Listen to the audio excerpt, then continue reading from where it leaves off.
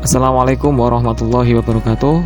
Alhamdulillahirrabbilalamin. Pada kesempatan kali ini kita kembali bertemu pada mata pelajaran sejarah binatang kelas 10 IPS semester 1. Pada kesempatan kali ini kita akan melanjutkan materi pada pertemuan sebelumnya, yaitu terkait dengan metode penelitian sejarah. Metode penelitian sejarah ini merupakan suatu metode untuk bisa mengemukakan sebuah peristiwa sejarah, mengungkap suatu peristiwa sejarah yang masih belum jelas di situ. Langkah-langkah dalam penelitian sejarah atau metode penelitian sejarah sendiri juga memiliki tahapan-tahapan atau langkah-langkah yang harus dilakukan untuk bisa melakukan penulisan sejarah. Tahap yang pertama atau langkah yang pertama adalah menentukan topik atau tema. 2. Heuristik atau pengumpulan sumber. 3. Verifikasi atau kritik sumber. 4. Interpretasi atau penafsiran. Dan yang kelima adalah historiografi. Langkah pertama dalam melakukan penelitian sejarah adalah menentukan topik atau tema apa yang akan kita teliti. Dalam penentuan topik ini tidak dilakukan secara sembarangan. Namun, pemilihan topik dalam penelitian sejarah juga harus mempertimbangkan beberapa hal sebagai berikut ini. Yang pertama, topik yang dipilih harus menarik. Yang kedua, memiliki arti penting bagi masyarakat dan juga berpengaruh besar bagi kehidupan manusia. Yang ketiga, memiliki kedekatan emosional. Artinya, peneliti juga menyukai apa yang dia teliti. Selain itu, juga memiliki kedekatan intelektual, artinya peneliti juga memiliki pemahaman, pengetahuan terkait dengan apa yang akan dia teliti. Yang keempat, yaitu memungkinkan untuk diteliti, artinya sumber-sumber yang dicari bisa ditemukan. Literatur-literatur, referensi-referensi banyak bisa dicari. Yang kelima adalah orisinal, artinya tema yang dipilih di situ belum pernah ada yang menulisnya. Jadi, orisinal dari peneliti itu sendiri. Setelah peneliti memiliki topik apa yang akan mereka teliti, langkah selanjutnya adalah heuristik atau pengumpulan sumber. Pada tahap ini, peneliti melakukan pencarian, menemukan dan mengumpulkan sumber-sumber sejarah yang berkaitan dengan topik yang dia teliti. Dalam sumber sejarah ini dapat dibedakan menjadi dua, yaitu berdasarkan bentuknya dan juga berdasarkan sifatnya. Kalau berdasarkan bentuknya, sumber sejarah dibedakan menjadi yang pertama adalah sumber benda atau artefak. Sumber ini didapatkan dari peninggalan-peninggalan sejarah seperti arca, candi, dan lain-lain. Yang kedua adalah sumber tertulis. Peninggalan sejarah yang memberikan informasi secara tertulis, seperti prasasti, surat, babat, dan lain sebagainya.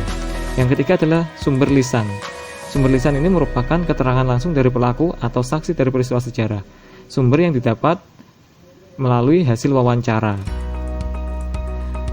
Kemudian berdasarkan sifatnya, sumber sejarah itu dibedakan menjadi tiga, yaitu sumber primer yang merupakan sumber paling penting yang menunjukkan kesaksian langsung pada suatu peristiwa itu terjadi. Yang kedua adalah sumber sekunder, yaitu kesaksian dari seseorang yang tidak terlibat langsung dalam peristiwa sejarah.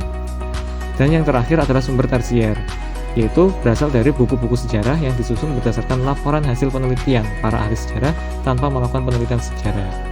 Sumber-sumber yang didapatkan baik berdasarkan bentuknya itu juga bisa masuk ke dalam sumber berdasarkan sifatnya, baik itu nanti masuk ke dalam sumber primer, sekunder maupun tersier. Setelah peneliti menemukan sumber-sumber sejarah, langkah selanjutnya yaitu adalah verifikasi. Verifikasi atau kritik sumber merupakan langkah di mana peneliti melakukan pemeriksaan, mengoreksi, serta menilai sumber-sumber sejarah yang telah dikumpulkan untuk bisa mendapatkan suatu fakta sejarah. Verifikasi atau kritik sumber ini dibedakan menjadi dua. Yang pertama adalah kritik intern, yang dimana peneliti menilai keaslian dan kebenaran isi atau materi sumber sejarah. Sedangkan kritik ekstern, peneliti melakukan penilaian terhadap bahan-bahan yang digunakan untuk sumber sejarah. Setelah melakukan kritik sumber atau verifikasi, kita menemukan yang namanya fakta sejarah. Dari fakta sejarah ini, langkah selanjutnya adalah dilakukan penafsiran atau interpretasi. Interpretasi tahap ini melakukan penafsiran sumber-sumber sejarah terpilih sebagai bukti penelitian yang sudah kita lakukan. Dalam tahap interpretasi ini terdapat dua cara, yaitu yang pertama melakukan analisis, di mana pada tahap ini kita menguraikan beberapa kemungkinan yang terkandung dalam sumber sejarah yang sudah kita dapatkan. Setelah kita uraikan, langkah selanjutnya yaitu melakukan sintesis atau menyatukan beberapa data yang ada menjadi satu generalisasi konseptual. Data-data ataupun uraian-uraian yang memiliki keterkaitan kita kelompokkan menjadi suatu kelompok sesuai dengan pembahasannya ataupun isi kandungannya, sehingga kita sudah mendapatkan suatu uraian-uraian yang nyambung dari cerita satu sampai cerita yang lainnya. Setelah kita melakukan interpretasi atau penafsiran, langkah selanjutnya adalah historiografi. Nah, historiografi ini dalam artian berarti penulisan sejarah. Karena kita sudah menguraikan dan kita sudah kelompok-kelompokkan berdasarkan pada kelompoknya, generalisasi konseptual secara umumnya, langkah selanjutnya adalah penulisan sejarah, menyusun penulisan sejarah. Proses penyusunan fakta-fakta sejarah dalam berbagai sumber yang telah terseleksi dalam sebuah bentuk penulisan sejarah. Dalam historiografi, sejarawan dituntut untuk memiliki kemampuan berimajinasi sehingga tulisannya nanti bisa enak dibaca oleh pembaca. Nah, jadi itulah tahap-tahap di mana seorang peneliti sejarah mengungkap suatu peristiwa sejarah melalui metode penelitian sejarah, sehingga peristiwa sejarah yang sudah diungkapkan di situ dapat dibuktikan kebenarannya. Itulah materi yang bisa kita pelajari pada pertemuan kali ini. Semoga bermanfaat. Silahkan dipelajari lagi lebih dalam lagi sehingga bisa lebih dipahami dengan baik. Kurang lebihnya saya mohon maaf. Wallahul muwaffiq ila aqwamit thoriq. Wassalamualaikum warahmatullahi wabarakatuh.